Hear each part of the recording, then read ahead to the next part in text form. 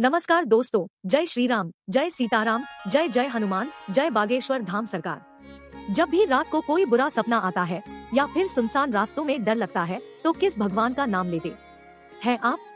और क्या आपको ये पता है कि कलयुग के चिरंजीवी देवता कौन है और जिस देवता की पूजा हम इतने भक्ति भाव से करते हैं, आखिर यह किसके अवतार हैं? और इनका जन्म क्यों हुआ था, कैसे हुआ था, और मंगलवार और शनिवार का दिन इनकी पूजा के लिए विशेष क्यों माना जाता है? और हनुमान जी की पूजा करने का क्या विधि विधान है? हनुमान जी की पूजा करते समय आपको किन किन बातों का ध्यान रखना चाहिए? और महिलाओं को हनुमान जी की पूजा किस तरह से करनी चाहिए?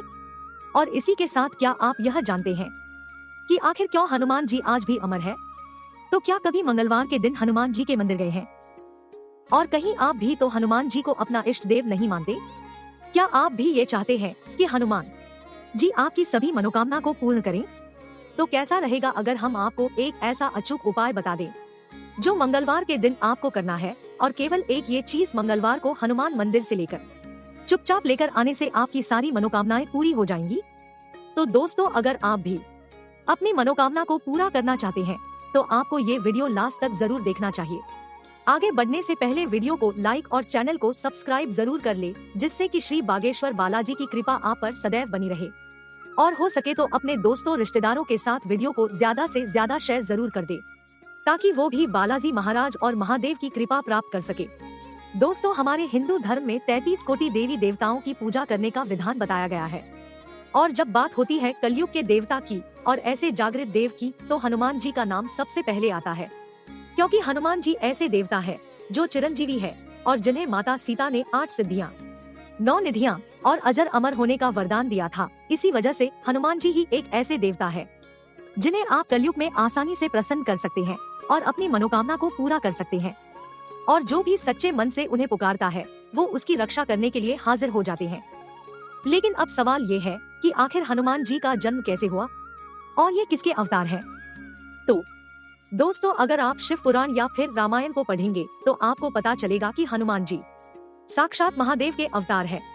स्कंद पुराण में वर्णित है कि जब समुद्र मंथन हुआ था तो राक्षसों का ध्यान भंग करने के लिए विष्णु जी ने मोहिनी अवतार लिया था। महादेव विष्णु जी के मोहिनी अवतार पर इस तरह उन्मुक्त हो गए थे कि उनका वीर्यपात होने लगा। जब सप्त ऋषियों ने ये देखा तो उन्होंने महादेव के वीर्य को एक पत्ते पर सुरक्षित समेट लिया और वानर राज केसरी की पत्नी अंजनी के कान में से उनके गर्भ में स्थापित कर दिया, और उसी गर्भ से पवन पुत्र हनुमान जी का जन्म हुआ।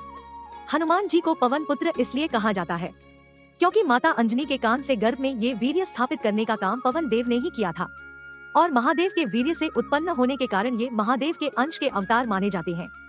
पवन पुत्र हनुमान का जन्म श्री राम की सेवा करने के लिए हुआ था, और माता सीता ने इन्हें चिरंजीवी होने का वरदान दिया था, जिस कारण आज भी कलयुग में जहाँ जहाँ राम कथा होती है वहाँ गुप्त रूप से हनुमान जी विराजमान होते ही है। अब सवाल ये है कि मंगलवार और शनिवार को ही हनुमान जी की पूजा क्यों होती है? तो दोस्तों, हनुमान जी का जन्म मंगलवार के दिन हुआ था। चैत्र सुदी की पूर्णमासी तिथि को मंगलवार के दिन हनुमान जी का जन्म हुआ था। इसीलिए हनुमान जी की पूजा मंगलवार के दिन विशेष रूप से की जाती है, और शनिवार के दिन हनुमान जी की पूजा इसीलिए की जाती है क्योंकि जब शनिदेव ने अपने घमंड में चूर होकर हनुमान जी को ललकारा था, जब हनुमान जी श्री राम की तपस्या में लीन थे, उन्होंने बहुत देर तक शनिदेव को कुछ नहीं कहा। लेकिन जब शनिदेव की उद्दंडता ने हद पार कर दी, तब उन्होंने शनिदेव को अपनी पूंछ में जकड़ लिया, और जब शनिदेव ने बहुत मिन्नतें की और सूर्य देव ने हनुमान जी से शनिदेव को छोड़ने के लिए कहा, तब हनुमान जी ने शनिदेव से ये वचन लिया कि जो भी भक्त मेरी पूजा करेगा, शनिदेव उस पर अपनी वक्र दृष्टि नहीं डालेंगे। और इसी कारण शनिवार के दिन हनुमान जी की पूजा की जाती है, ताकि शनिदेव की वक्र दृष्टि से बचा जा सके। इसी के साथ दोस्तों, कुछ ऐसे उपाय भी आपको बता देते हैं जिन्हें करने से आप हनुमान जी की विशेष कृपा तो प्राप्त कर ही सकते हैं, साथ में हनुमान जी के मंदिर से एक गुप्त चीज लाकर अपने पास रखने से आपकी सारी मनोकामनाएं भी पूरी कर सकते हैं। तो दोस्तों, केवल एक ऐसा उपाय है जो आपकी जिंदगी बदल देगा और आपकी मनचाही वस्तु पर आपका अधिकार होगा। लेकिन उसके लिए आपको शुद्ध मन, शुद्ध विचार और पूरी भक्ति के साथ हनुमान जी का स्मरण करना होगा। कई लोगों ने इस बात को आभास किया होगा कि जब भी उनके मन में किसी भी नकारात्मक शक्ति या बुरी शक्ति का डर सताता है या फिर बुरे साए से डर लगता है, तो हनुमान चालीसा के पाठ करने मात्र से उनका डर दूर हो जाता है। तो अब आप सोच ही सकते हैं कि केवल हनुमान चालीसा में जब इतनी शक्ति है तो साक्षात हनुमान जी में कितनी शक्ति होगी। जो भी अपनी जिंदगी में अपने शत्रुओं पर विजय प्राप्त करना चाहते हैं, या फिर आपके जीवन में पितृ दोष है, या आपके घर के पितृ बिछड़ गए हैं और परिवार में कलह होते हैं, कोर्ट कचहरी के चक्कर लगाने पड़ते हैं, तो आपको केवल एक उपाय करना है, जिसे करने से आपकी सारी मुश्किलें हल हो जाएंगी। और ये उपाय आपको मंगलवार और शनिवार के दिन करना है।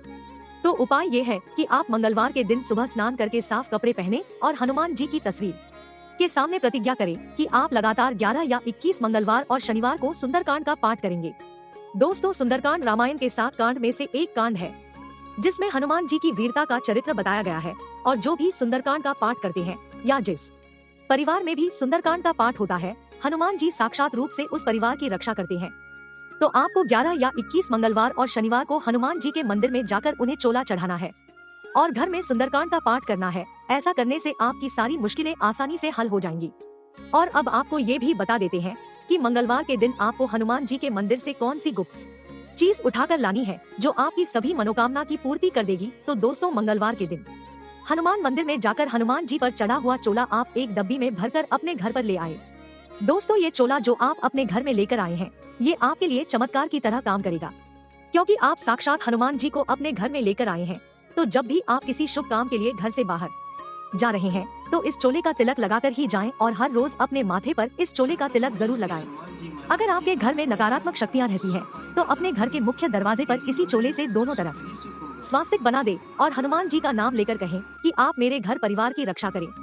अगर आपको धन संबंधी परेशानी है, तो अपनी तिजोरी के बाहर हनुमान जी का नाम लेकर इस सिंदूर से स्वास्तिक बनाएं। और अगर आपकी दुकान अच्छे से नहीं चल रही है, तो अपनी दुकान के मुख्य दरवाजे पर आप इस सिंदूर से हनुमान जी का नाम लेकर स्वस्तिक बनाएं और हनुमान जी से कहे कि ये काम अब आपको देखना है। इससे आपको जो परिणाम मिलेंगे वो आपको हैरान कर देंगे। और अगर इसे वैज्ञानिक तौर पर देखा जाए, तो हमारे शरीर में 7 चक्र होते हैं। तो दोनों भौहों के बीच में जो चक्र होता है वो आज्ञा चक्र है। ये हमारे शरीर के सभी चक्रों को कंट्रोल करता है। अगर आप हनुमान जी का चोला अपने दोनों भौहों के बीच में लगाएंगे, तो ये आपको परमात्मा से जोड़ेगा और आप ज्यादा अच्छे से अपने काम पर फोकस कर पाएंगे, क्योंकि आपका आज्ञा चक्र ही आपको नियंत्रित करता है। तो दोस्तों, ऐसे ही कलयुग में हनुमान जी का डंका नहीं बजता। अगर आप हनुमान जी को प्रसन्न करना चाहते हैं, तो उपाय बहुत ही आसान है, बस आपको श्रद्धा के साथ करने हैं। और महिलाएं भी हनुमान जी की पूजा कर सकती हैं, क्योंकि हनुमान जी भले ही ब्रह्मचारी हो, लेकिन छोटी कन्या उनकी बहनों की तरह है और बड़ी उनकी माताओं की तरह। तो माता और बहनें हनुमान जी की पूजा कर सकती हैं। बस महिलाओं को हनुमान जी को चोला चढ़ाने की अनुमति नहीं होती। तो ये थे वह उपाय जो बागेश्वर धाम के बालाजी ने अपने भक्तों को हनुमान जी को प्रसन्न करने के लिए बताएं। अगर आपको गुरुजी की ये बातें अच्छी लगी हो, तो वीडियो को लाइक कीजिए और कमेंट बॉक्स में जय श्री राम, जय बागेश्वर धाम सरकार, जय हनुमान, जय सीताराम जरूर लिखे। तो मिलते हैं अगली वीडियो में। धन्यवाद।